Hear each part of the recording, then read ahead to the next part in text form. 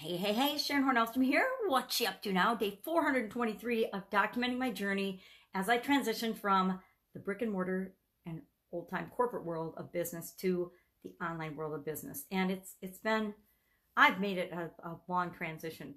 Sure, a lot of people do it way faster than me, but I came into it with virtually no knowledge of what to do and how to do it. And so I got sidetracked on the learning loop.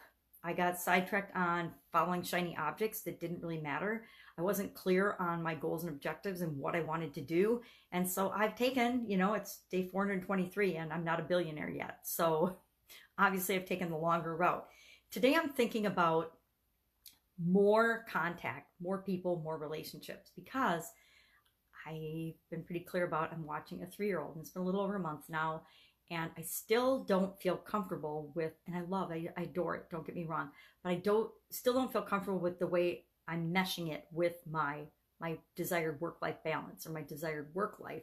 And I realized that I need more contact with grown-ups than just my 3-year-old. And I've been moving out of the one-on-one coaching because I knew I was going to be watching the 3-year-old, and it's a little difficult, although I did it just fine yesterday. I had 3 coaching calls and they went just awesome.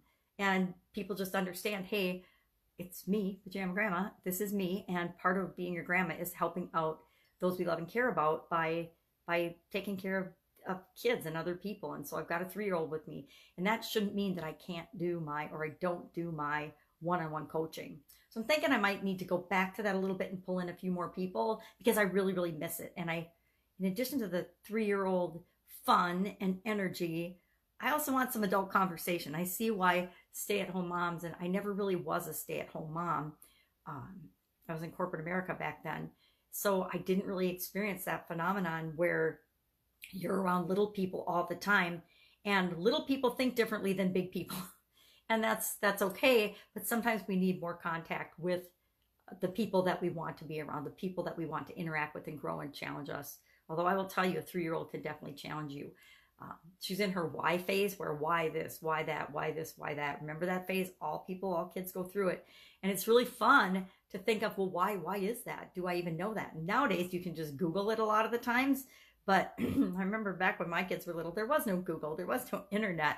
And so you would have to really think about or find ways to discover the information that the kids wanted. How come this works? Why does that work? I don't know. Why does the sun shine? Why do clouds exist? Whatever, it's why everything.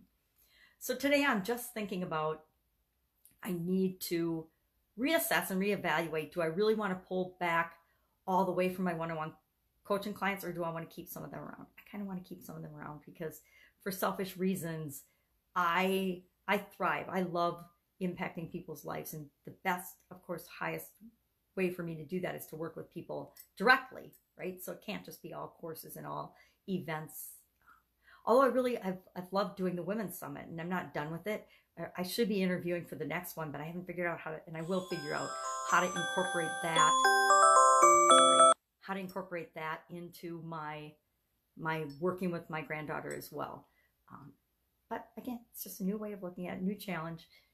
I don't want to be frustrated by it. I've got so much going on. I've got the 30-day customer challenge, day 20 today, and we're working on the communications part of that, interacting with your customers. I've got a 90-day challenge starting April 1st with an amazing woman. We're doing a 90-day video challenge.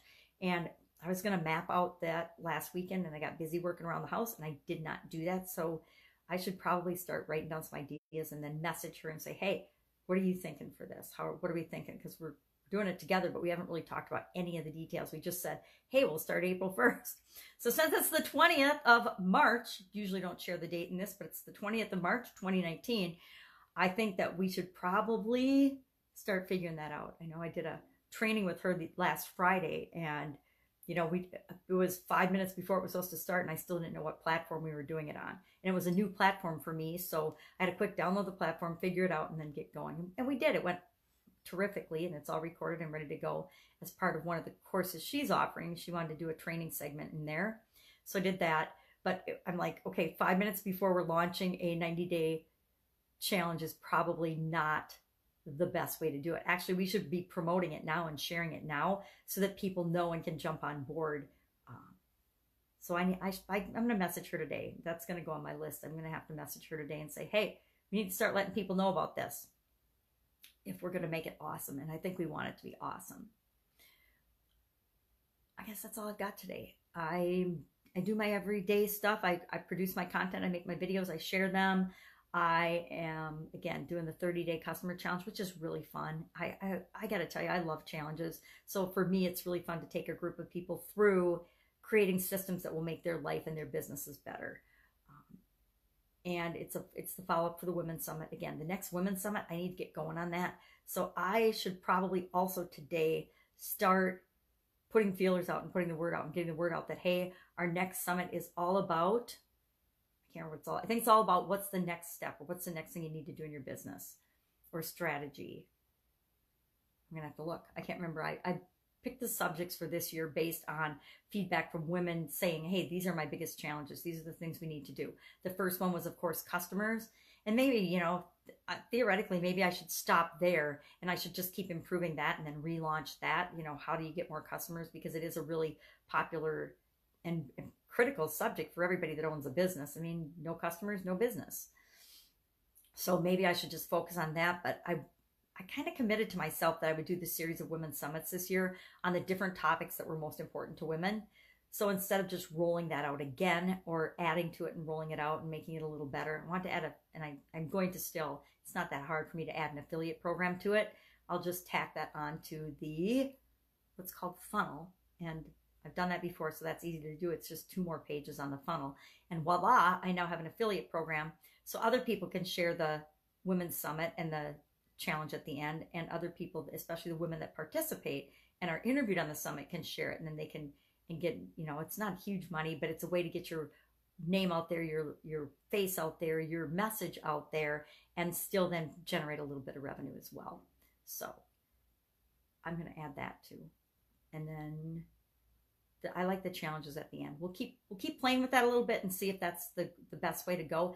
But maybe it's just the best way to go because I like challenges. And if people don't love them because of that, I'll think of something else. What's the next thing that women business owners need given that the topic that we're talking about in the summit? So the first one, customers, it made sense to follow it up with a customer challenge. How do you get and put a system in place to handle customers for your business? That logically made sense. At least it made sense to me. So the next one, if it's what do you do next, what is the best follow-up product or service for that? I haven't thought about it yet, so I'm going to have to think about that. The look inside the mind of Sharon and her real process of doing things. I definitely share that.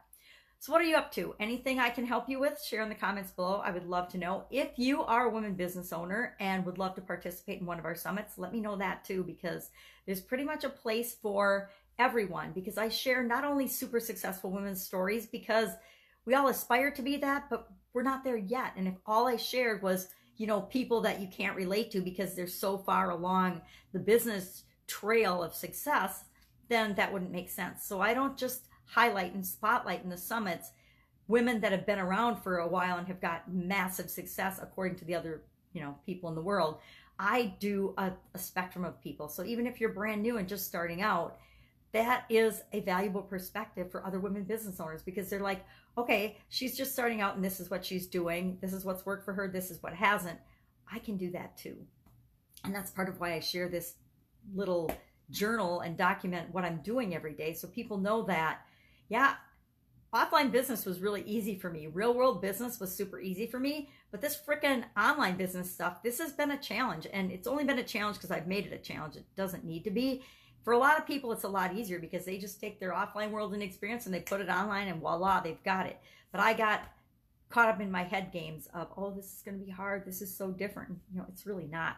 Business is business. People are people. How we do it, it's just faster and easier online, because, in case you hear that, it should be faster and easier online, not longer and harder and more drawn out. So that's just a belief system mind game that I have, just like everybody else does. So if I can help you in any way, shape, or form, go ahead and share in the comments below. I would love to have a real conversation with you. And of course, I will be with you tomorrow.